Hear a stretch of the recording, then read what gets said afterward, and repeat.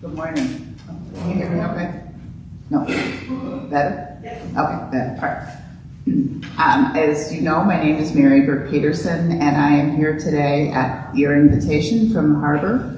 And I come first with a note of gratitude on behalf of the Harbour, because we have known as an agency the generosity of Christ Church since 2009. And I went and actually verified that this morning to make sure that I was correct. And so we thank you for supporting us in our work and our mission in that time. Now, exactly what is our work and our mission? The Harbour provides emergency shelter, transitional housing, and critical emergency intervention services for female identifying youth in a housing crisis. These are youth for whom home may no longer be safe. These are youth who may have never been in a stable home. We have 3 houses that provide housing support for youth who have aged out of the DCFS foster care system. So they are oftentimes with us from the time they are 18 through their 21st birthday. And we know, in fact, that we may be the most stable placement they may have known prior to coming to us. We have youth for whom being in their own home is no longer a safe thing. There has been parental strife, there may be domestic violence, the stories are never ending, but they have found their way to us. The Harbour has an emergency shelter that we have in Des Plaines. We also have 7 other transitional living sites that's scattered around the north and northwest suburbs to provide that safe space, that place for youth for whom there is no housing security. So when we start with gratitude. The Harbour is not a faith-based agency, but we are very solely and very heartily a mission-driven agency.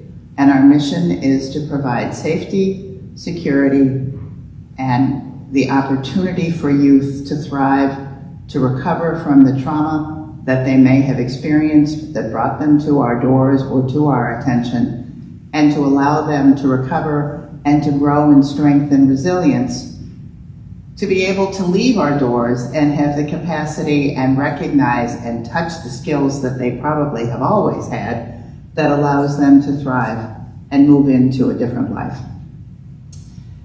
In the time that they are with us, we work actively with schools. Let me just say, for instance, our goal, particularly with youth, we serve youth from the ages of 12 to 23. That young, very young group, the ages of 12 to 16 in particular, our goal is always family reunification. Always, always, always to try and find a way to reunite a youth with their family, either immediate family, nuclear family, aunts, uncles. Find a way to have the youth reunify at home. It may take a lot of work, it may not be possible. For those youth for whom, by the time, once they get to the point of 17, 18, unification may no longer be an opportunity. And so we provide transitional housing for youth who, as I mentioned, have aged out of the DCFS foster care system, parenting teens, youth who simply have no stable home to live in. They may be aging out of a shelter system. They may have been in a shelter system with their family and are no longer able to be in that system after the age of 18. We are unique in that we can house youth in our shelter. We are licensed to house youth in our shelter to the age of 20.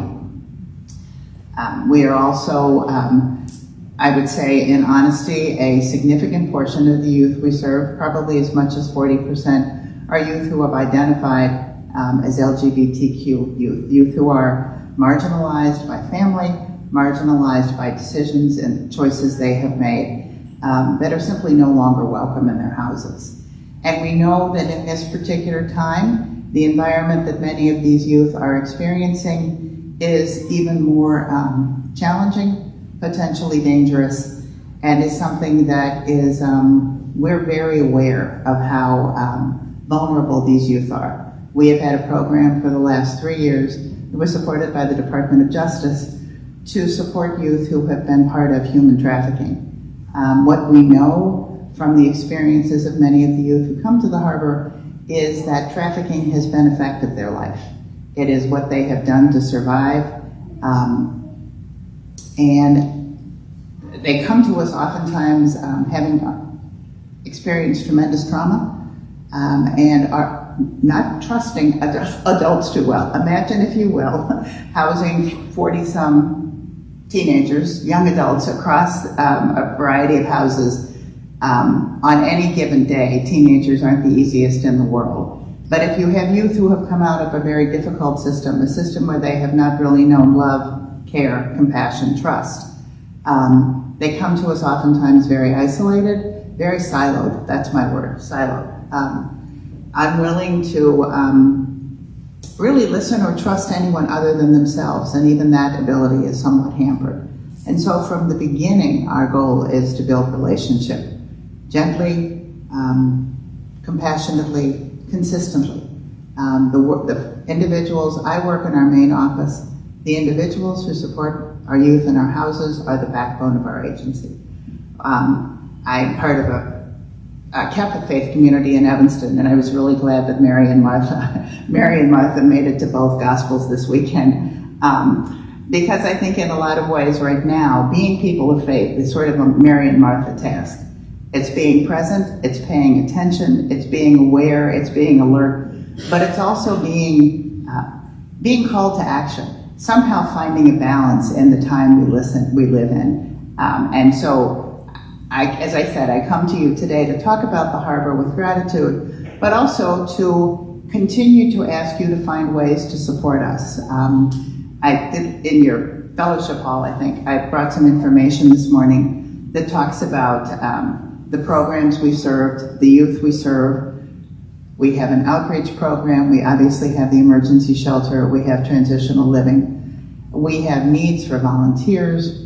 We have needs for, we've created the program this year called Shop the Shelter, which is identifying on a monthly basis what we need. We have a church community in Park Ridge that is collecting cleaning supplies for us this month. It's a huge need. We have organizations that have said, well, do you need school supplies? Mm-hmm. Do we need pantry staple food? So there are lots and lots and lots of ways that you may not have even thought about to support the work we do. Our gratitude is ever there for financial support. That's my job. I'm a fool if I say anything otherwise. But the way I see what I see today, my primary reason for being here is to offer gratitude, but also to say, every time I tell our story, every time any one of us goes out and tells a story of the youth, of the need of housing insecure youth, we empower you to be part of our community, to act as advocates, to know more about the need. I think one of the things I spend a lot of time when I go to different groups in the suburbs is simply saying to them, these are not just youth that all come up from Chicago. We support a wide range of youth. Half of our programs are community-based youth from the north and northwest suburbs of Cook County. Youth find us through schools, through social workers, through community agencies, through churches, oftentimes through churches, and through their friends who may have known of the Harbor and have a way of, they're like, you should call these people, you should find them. And they always manage to. And so I thank you for the invitation to be here. I'm happy to talk with anyone who may have questions at the end, and to find ways to continue to tell our story and to keep you engaged in the work of creating community for youth who don't really know community. I will oftentimes say as I close out, part of my job, part of our job as an agency, these are youth who don't have an inborn constituency. Parents, extended family are not something our youth can count on. And so we rely on communities in the neighborhoods we serve, which is all of us, to create a community that cares about, prays about, thinks about, considers and recognizes the needs of the youth that are really struggling right now. Housing insecurity is not just a youth problem. I'm going to guess in this community, many of you may know people who are really struggling job-wise, struggling to maintain housing. It's a crisis in many ways. I speak to you for an age group that between the ages of 12 and 23, our goal is to try and undo the harm that's happened in the time that they've known so that they have the ability, the capacity, that someone has made an investment in them, growing beyond the trauma they've known. So thank you for the invitation, thank you for your time, and thank you for your generosity.